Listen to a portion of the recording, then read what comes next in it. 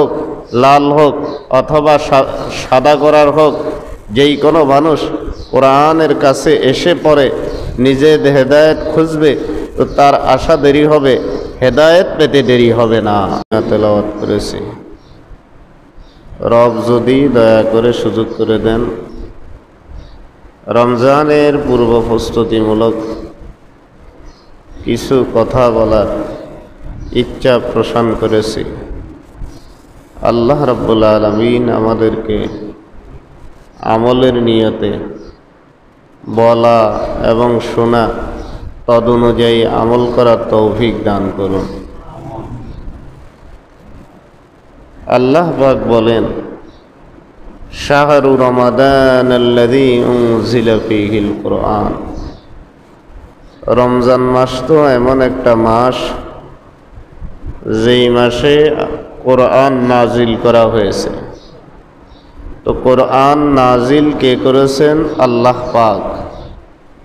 রমজান মাস এমন একটি মাস যেই মাসে কোরআনুল কারীম নাজিল করা হয়েছে। কেন নাজিল করা হয়েছে? আল্লাহ পাক সুয়ালে মুকদ্দারা না রেখে জবাব দিচ্ছেন, হুদাল লিন্নাস।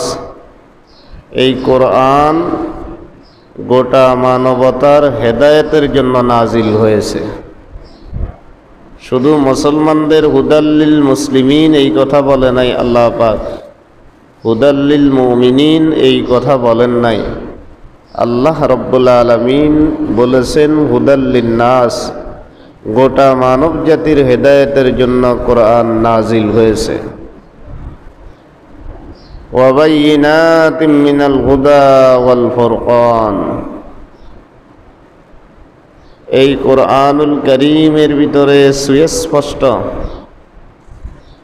বর্ণনা বাচনভঙ্গি, বিবরণ, দলিল আদিল্লা সহকারে নাজিল করা হয়েছে, যাতে করে যেই কোনো সাধারণ মানুষ কোরআনের কাছে এসে যদি হেদায়েত অনুসন্ধান করে তো কোরআনের কাছে আসা তার দেরি হবে, কোরআনের সংস্পর্শে আসা তার দেরি হবে, তার হেদায়েত পেতে দেরি হবে না।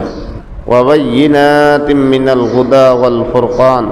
এই কোরআনে আমি আল্লাহ পাক সুস্পষ্ট দলিলাদি, সুস্পষ্ট বর্ণনা, সুস্পষ্ট মানব জাতির পদনির্দেশিকা নাজিল করেছে। ওয়াবাইয়িনাতিম মিনাল হুদা, হেদায়েত কিভাবে চলবে এগুলো আমি এখানে নাজিল করেছি।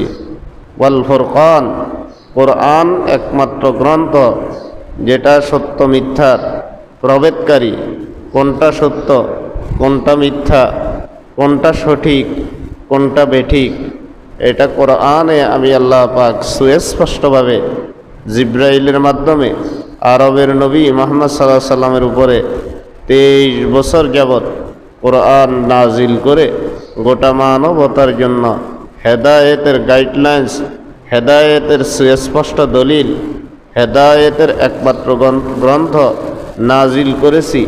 এখানে যেই কোনো কালা হোক, সাদা হোক, ধলা হোক, লাল হোক অথবা সাদা করার হোক, যেই কোনো মানুষ কোরআনের কাছে এসে পড়ে নিজে হেদায়েত খুঁজবে তো তার আশা দেরি হবে, হেদায়েত পেতে দেরি হবে না।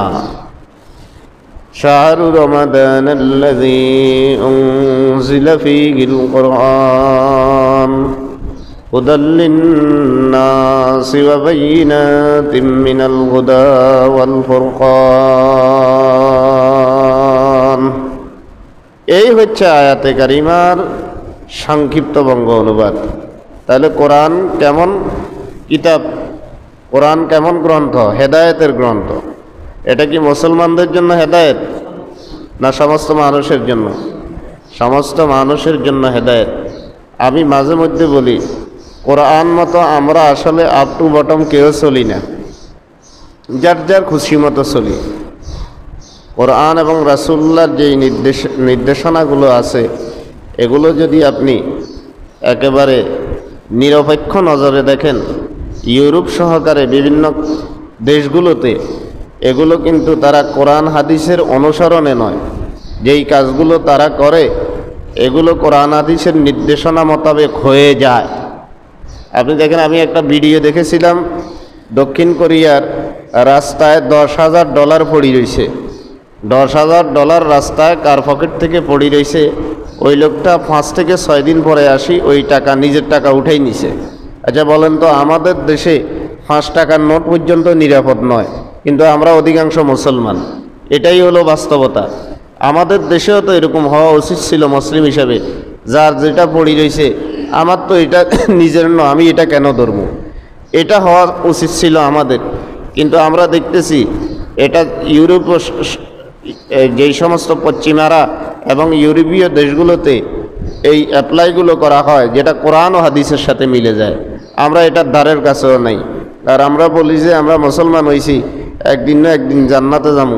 তো আল্লাহ আঙ্গুরে কেমনে জান্নাত দিব আর হিসাবে ধরে না। যেই দেশের মানুষের কাছে 5 টাকা নিরাপদ নয়, ঠ্যাং দি চাবি ধরে। যেই দেশের মানুষের কাছে মসজিদের জুতা নিরাপদ নয়, এরা মুসলমান দাবি করে। যেই দেশের মানুষ নিজেদেরকে মুসলমান দাবি করে, মসজিদের পাশে একজন মোবাইল রাখি গেছে, মোবাইলটা গায়েব করে দেয়, এটা কোন জাতের মুসলমান আমার বুঝে আসে না। আল্লাহ আমাদেরকে সহি বুঝ দান করুন। তাহলে কোরআনের হেদায়েত আমরা নিই না, আমরা ওয়াজ শুনি, আমরা আলোচনা করি। আমরা যিনি করেন, যিনারা শ্রোতা, সবার কাছে গলতি আছে, সবার কাছে গাফলতি আছে। এই গাফলতি, এই দুর্বলতাকে কাটিয়ে কোরআন সুন্নাহ মোতাবেক আমাদেরকে আমল করার আল্লাহ পাক তৌফিক দান করুন।